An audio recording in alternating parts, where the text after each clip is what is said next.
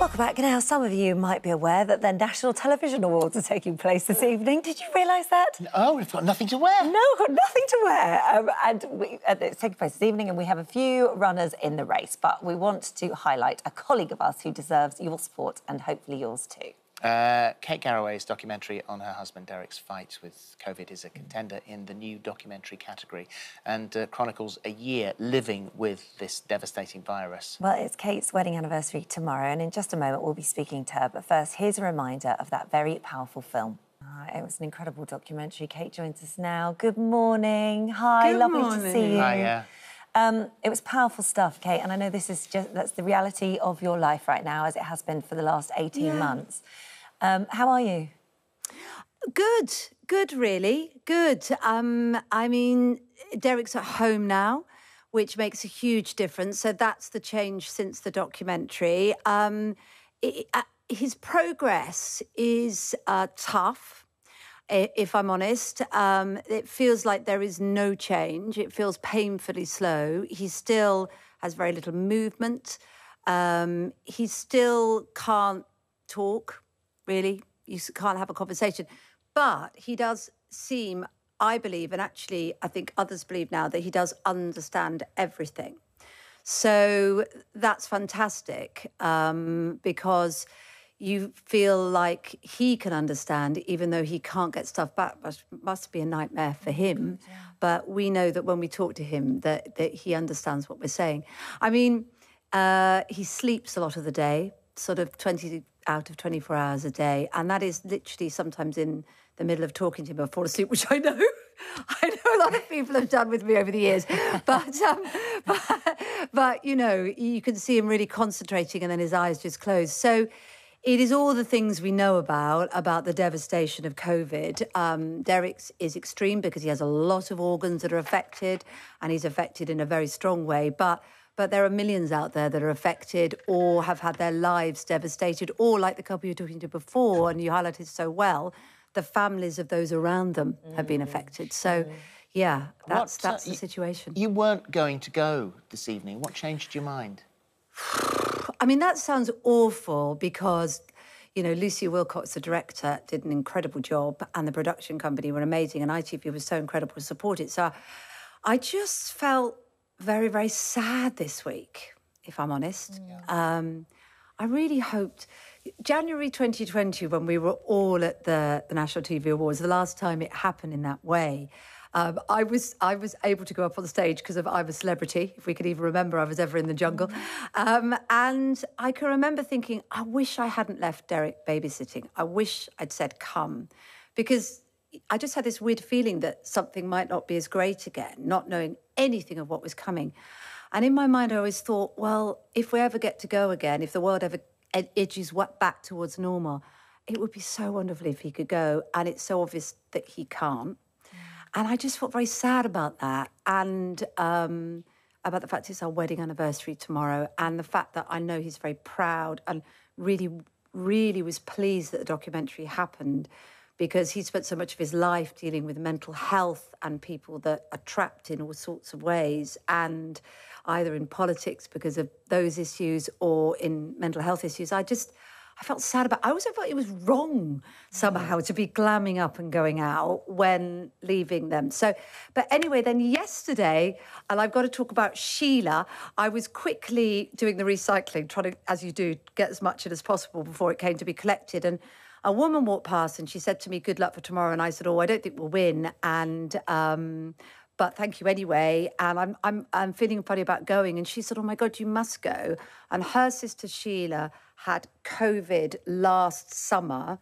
Her heart was really affected, and 2 weeks ago, she lost her life. Oh, wow. And I felt heartbroken for her and was reminded, of course, that actually there are millions of people like that. And she told me that Sheila had watched the documentary, it had given her hope in her recovery. And I just thought, oh, blow it. There are so many people out there. I am going to ask people to vote for the documentary because I don't want them to feel forgotten, as hopefully life does edge a bit more towards normal. No, it's absolutely right. Well, you got my vote, definitely, that's for sure. All of us here, our team. I mean, it was so incredible, that documentary. It was powerful, hit me hard.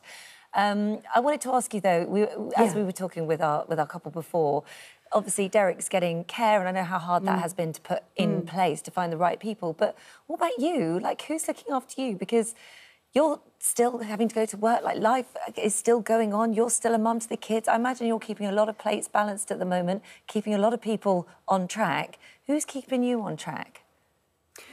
Well, that's a very good question. I don't know. I'm not even 100% sure I am on track, really. I feel like I drop balls all the time. I'm not doing enough for Derek, really. There are things I should be pursuing to look into options to support him in terms of perhaps other care, which, you know, you're trying to chase up and find the right thing. Not care in the home, but, you know, maybe help with the damage that he's gone through. So sort of healthcare needs. I am absolutely shattered all the time. But this is the same story for everybody who's involved in care of others. And I'm very lucky that I have a job which allows me to keep things going. I haven't had to move yet, so the kids can still go to the same school, keep their friends, you know, but I'm not sure I am really. And I think it's friends and people like you guys and everybody at ITV that keep giving me support. But I'm not sure I am on track, really. I think I'm probably doing a lot of paddling underneath the surface. Yeah. I think one of the things that I was talking to someone else who is caring for somebody in a slightly different situation to Derek, but still with some of the challenges Derek's got, and they said there is a really weird, gnawing loneliness, which is that, sorry, I shouldn't be, not to sound ungrateful, because he is here and many people aren't, you know, but you just want to share with him the problems, and you just want those little looks he'd give you when the kids were doing something, and because he can't, and you have to keep hoping he can, you're in a sort of weird, strange kind of vortex of almost bereavement, but grateful that he's alive. And it is a very strange feeling. So it's a day at a time, and trying to keep going and trying to just be really grateful for the people around me that are helping, and that he's here, and that he's got a chance, and that, you know, I want to make sure that millions of others have that chance too, because there's a lot of people out there, and that's the great thing about the documentary. It's not just my voice. There's other people in there who are struggling to keep going. There are still millions of people who are unvaccinated. There are 6 million at the moment. There are still people who say it doesn't exist, it's not real, it's all fake. What do you say to them? I mean, it's tough, that, because I'm aware that if you haven't been affected directly by COVID, but something else is going on in your life, you know, that you can't get a diagnosis, you can't get to see a doctor, then you could start to think, oh, this pandemic has taken everything away, or your business has been ruined by it. That I understand how you can feel frustrated with the attention that's been given to the pandemic, but it's touched everybody in some way. And I mean, if you don't think it exists, come and spend an hour in my home, you know? You don't want to go through what Derek's gone through. You don't want your children to go through what Bill and Darcy are going through. You don't want the worry that his parents are going through.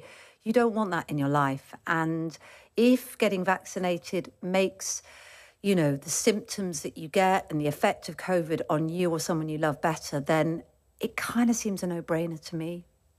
You know? You are a remarkable woman. Thank you so much for talking to us today. Lots of love to you. Sorry. Holly, are you love crying? I can't see you. Please don't cry. I don't want to make everybody miserable. I know, but you've done so well. Yeah. Well done. The oh, God. documentary Sorry, is Holly, nominated for an MTA. Sorry. And you can vote. I think the voting closes at... You'll make me cry now. Sorry. Voting closes at midday. And we'll see you tonight. See you tonight. See you tonight.